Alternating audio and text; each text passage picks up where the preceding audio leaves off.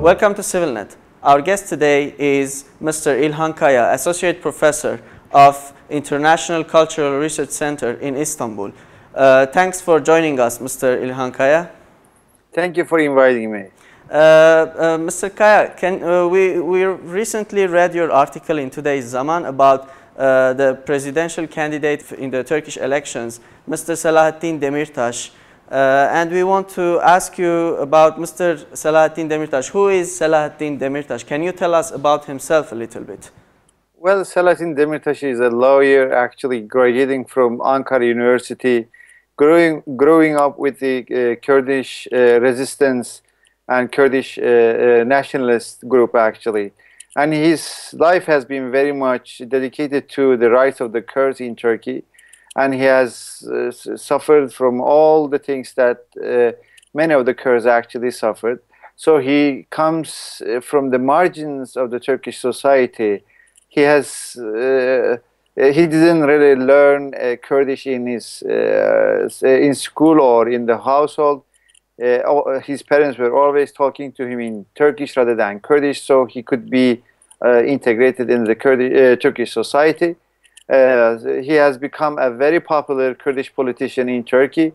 He's not appreciated only by the Kurds, but also many of the Turks because of his stand on the human rights, minority rights, different ethnic and religious groups in Turkey. And he's a very well-known politician in Turkey. And one of the best things about him was that he was able to actually balance his position as a politician between the demands of the PKK as well as the legal system of Turkey, actually. So he has been a very successful politician in this manner.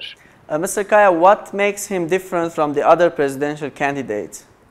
Well, first of all, he comes from the margin rather than the center of the Turkish politics. He's a Kurd, a part of a minority group, I would call, in Turkey. And he's also very much on the side of other minority groups, such as the non-Muslim Christian groups, such as Armenians, Greeks, and others. And his position has been very much on the rights of women as well as other minority groups. So he's coming from margin rather than the center, which makes him a very interesting politician. And he is the first Turkish politician in Turkey running with his Kurdish identity as a candidate for presidency in Turkey. This is the first time in the history of Turkey. Mr. Kaya, Selahattin Demirtas himself is vocal for their rights, for the minority rights, for the oppressed groups. He gives the impression that he understands them, at least, and he's a politician that feels their pain and feels their sufferings. So what do you think Mr. Selahattin Demirtas can bring, what new developments can he bring in the case of the relations with Armenia and the Armenian genocide issue in Turkey?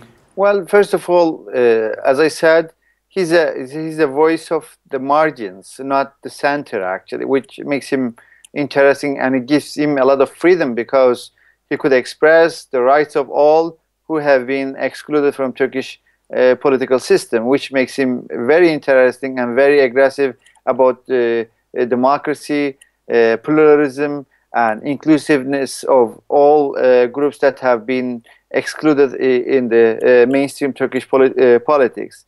Again, his candidacy is a major thing for Turkish history because he is not hiding his Kurdish identity. He's not hiding his position of defending the rights of non-Muslim minorities, such as Armenians, I mentioned. And I think if he wins, which is a small chance, I would say, he will try to develop relations with Armenia, try to normalize a lot of historical issues. And the Kurdish politicians in Turkey have been very much eager about facing the history in Turkey in terms of the things have been done in the past, not just from a Turkish state position, from all social and political segments of society, that we have to face the past history so we could look at the future in a brighter side. Mr. Kaya, as you said, he has support from different groups. He favors a lot of minority rights. He doesn't come from the center, but nevertheless, he has very little chances to win these elections. But his candidacy itself, what can bring to the Turkish political life? Well, there are a lot of things actually. He himself also mentioned that whatever the results of the elections are, he's going to be a winning candidate. I agree with him.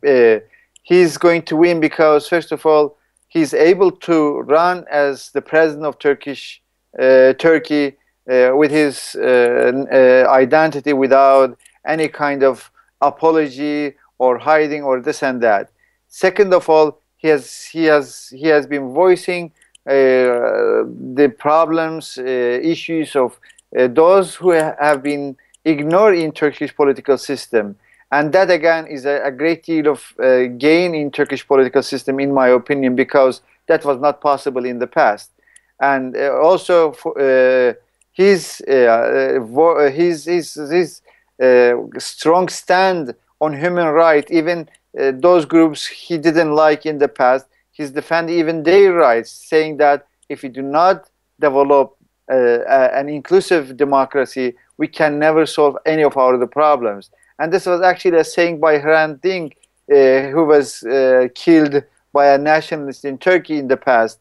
He was saying that for Turkey to accept the wrongdoings in the past, it is important that it becomes a democracy. If Turkey is not a democracy, it is not possible to accept the wrongdoings in the past. So Selahattin Demirtas, in a way, is on a similar page as Hrant Dink was. He's defending Turkish democracy, he's defending pluralism, he's defending multiculturalism, so that Turkey could actually be mature enough to face its problems that left in the past. We've been talking with Mr. İlhan Kaya, Associate Professor of the International Cultural Research Center in Istanbul, about the Turkish presidential elections and the candidacy of Mr. Selahattin Demirtas. Thank you, Mr. İlhan Kaya, for your time, and thanks for following us on CivilNet.